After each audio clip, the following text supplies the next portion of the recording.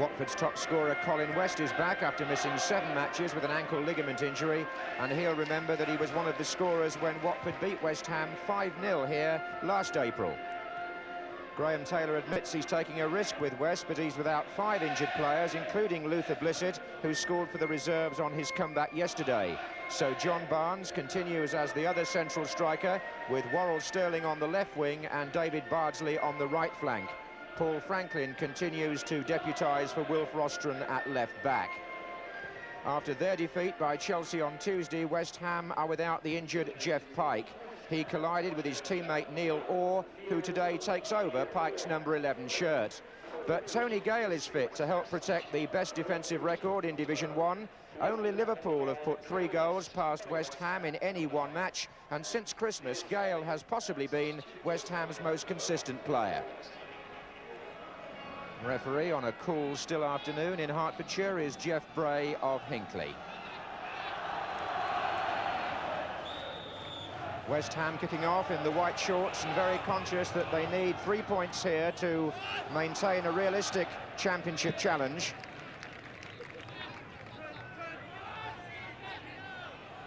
In fact, they've lost 4 out of their last 5 away games in the league, West Ham. This is Devonshire. Now Orr. Mark Ward out on the right. Franklin, who blocked the attempted cross.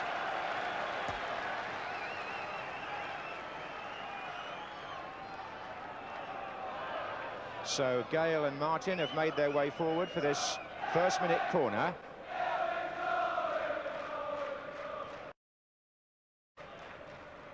And it's been pulled right back for Orr to head it through and flicked on by Martin, who is unable to play for England against Scotland next Wednesday because West Ham have a rearranged league match on Monday night. That was West, on to Sterling. Franklin's overlapping on the left. The referee could have played an advantage there, but the linesman had already flagged for the foul on Sterling, so play has been brought back. It's a free kick to Watford.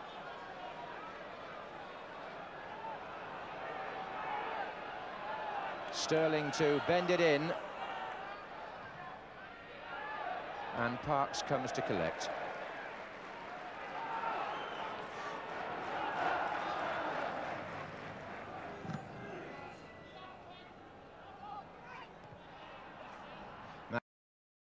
Cavani, or Jacket, and now Barnes.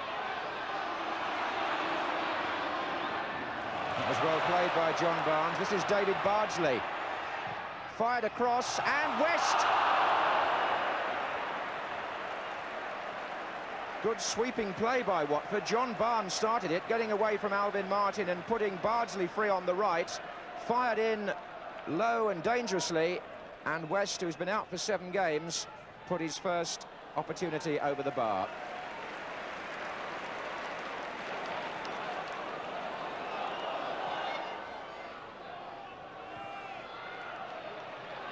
Franklin.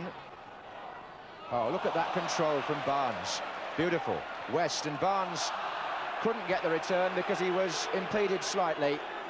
Not intentionally, according to the referee, but it was a lovely piece of instant control by John Barnes. Well worth dwelling on. Bardsley, and there goes West, but he's offside.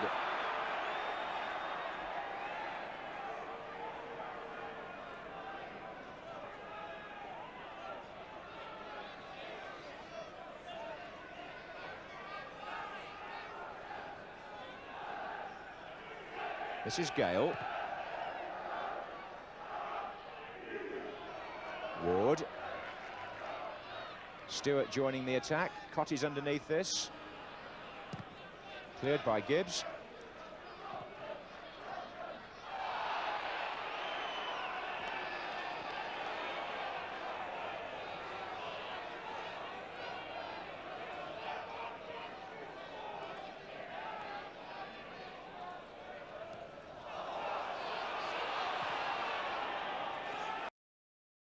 And this could be awkward for Watford, except that McClellan read it beautifully.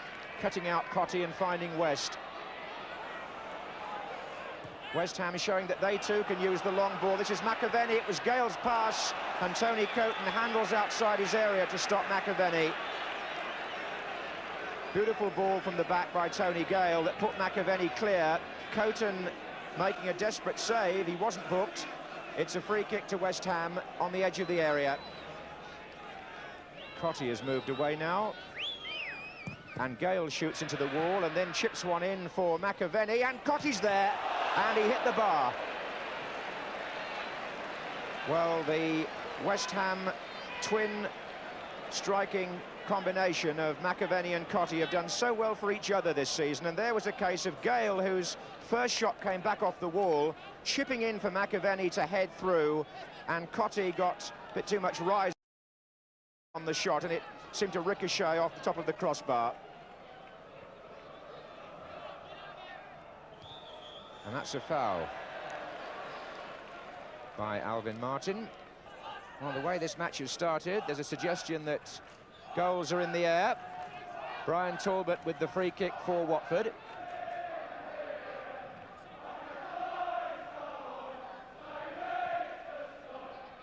And Barnes, away by Martin.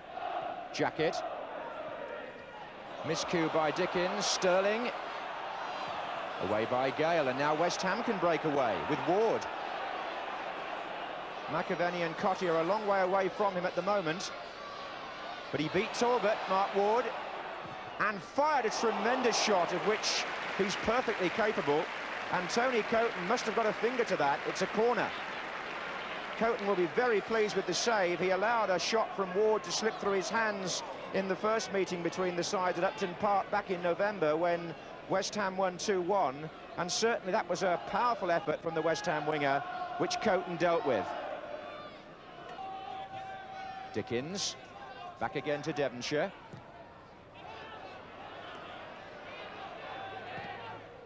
And Ward again, and Devonshire again.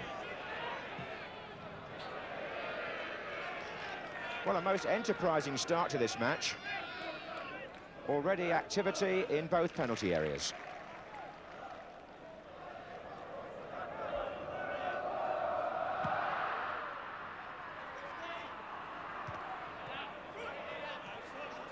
Here's Devonshire. That was Gibbs.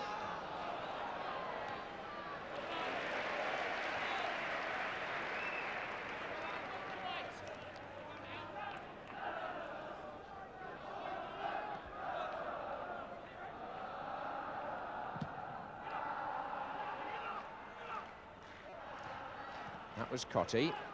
Dickens. Here's McClelland.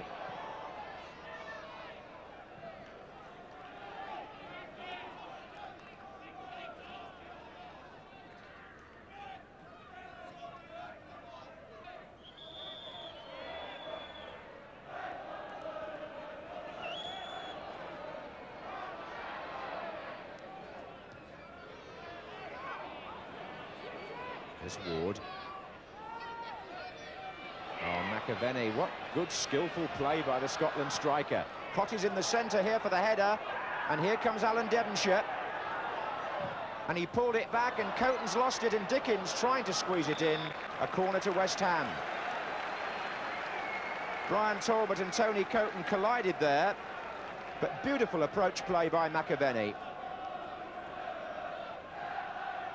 Corner quickly taken. Here's Devonshire, and now it's Ward.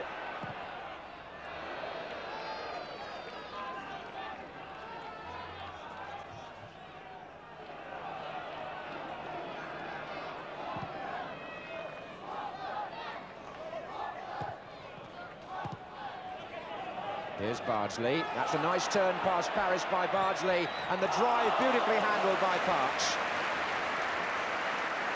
Well, David Bardsley taking credit there for making his own opportunity. He took on George Paris, beat him, found the space for the shot, but Parks' anticipation there was first class, and so was his handling.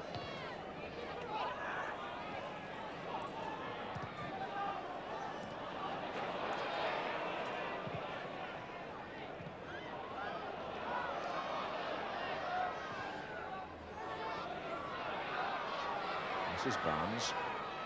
Jacket. Now then, Bardsley, as the referee blows for half-time. Match got off to a very promising start, and West Ham have certainly had more of it, but no goals to show for their advantage territorially.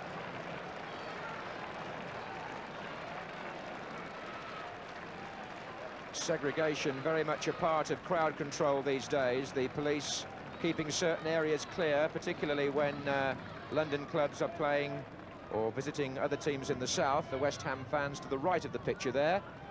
And while we're talking about Vicarage Road, a new stand will be built for the start of next season, with executive boxes included, and be completed perhaps during next season on that side of the ground from which we are bringing you our match coverage from the camera position on top there. That's all going to be rebuilt as from this summer. John Barnes there getting the second half started for Watford. He too is ruled out of the England-Scotland game on Wednesday, like Alvin Martin, because Watford also have a rearranged league match on Monday night against Nottingham Forest here, while West Ham play Newcastle. This partly the result of the chaotic fixture congestion earlier in the season.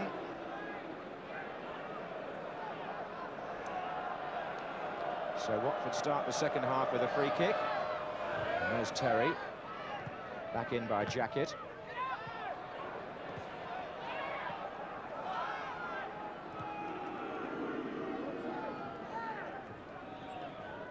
And Watford also start the second half with their manager, Graham Taylor, down on the bench, second from the right.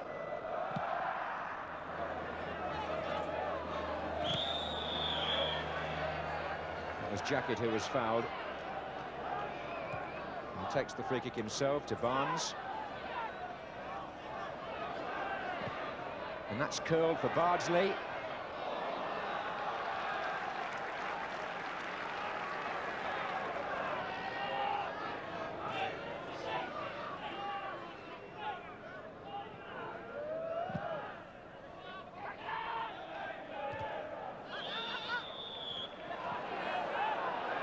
Free kick given against Neil Orr.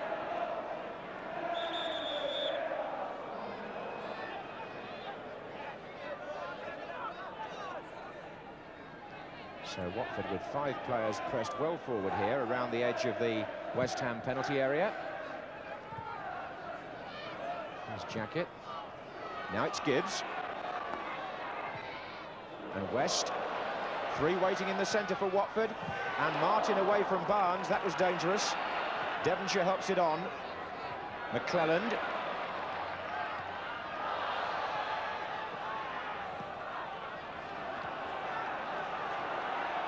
And now Neil Orr for West Ham.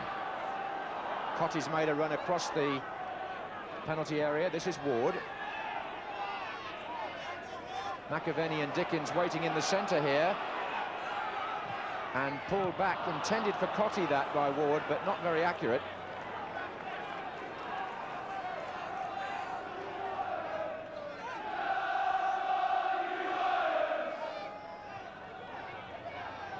Nice turn by Ward. Devonshire. And still. Cotty arriving. Oh, it's a goal.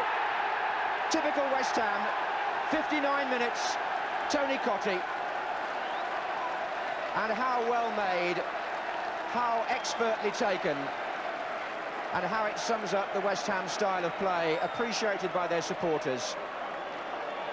Devonshire took it up on the right-hand side of the box, got the early ball in, and Cotty tucked it away for his 23rd of the season. And that may be a goal to keep West Ham's championship hopes alive, we shall see. Scored by the Young Player of the Year, Tony Cotty. And his award as well deserved as that goal was.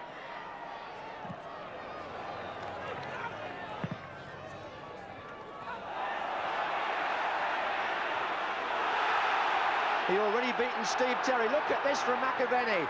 And Cotty couldn't do it. Fine piece of defending at the end by Nigel Gibbs, I think. But McAvenny there suddenly exploded into life, jabbed it past Coton, and Cottee came in to try and finish it, and little Nigel Gibbs made a timely clearance and possibly kept Watford in the match.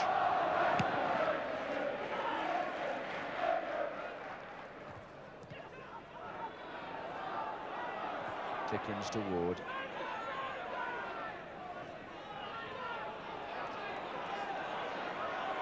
And Ward to Cottee. And Ward again against the post. Really good effort and unlucky. Mark Ward. Well, there's something that ought to be said here about West Ham. Other teams 1-0 up away from home in a championship position would just perhaps settle for it and sit back or sit in, but West Ham have gone out searching for the second goal, and they've deserved it and nearly got it there from Mark Ward. 10 minutes left. And it's Ward again. Watford are finding it impossible to contain these flank players. Ward's away once more. Cottee and McAvenny waiting in the centre. Cottee's come to the near post. McAvenny's there, but Terry just about managed it. And Stewart now, with Ward just behind him, and 4 waiting in the penalty area. Offside this time, McAvenny. Well, Watford couldn't complain, surely, now, if they were 2 or 3 down.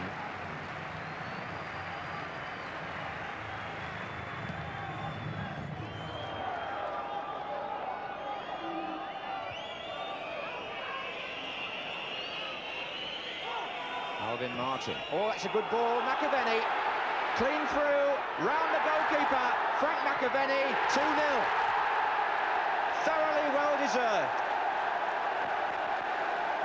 In the 90th minute, McAvenny makes it 2-0. Confirms the 3 points for West Ham and maintains their championship momentum. Alvin Martin played it through the centre. Watford were undermanned at the back. McAvenny ran on, took on the goalkeeper, survived the attempt to knock him over, and scored his 26th goal of the season for West Ham.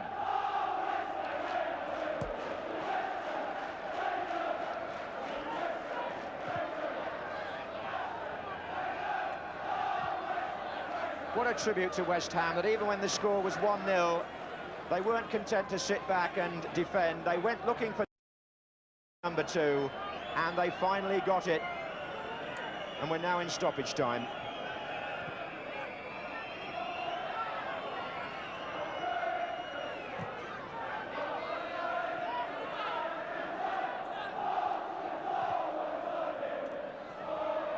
And Watford here are a well-beaten side. There's no question about that.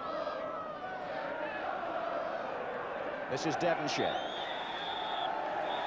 And the pedigree of West Ham shines through again as they prove that they haven't given up their hopes of the championship.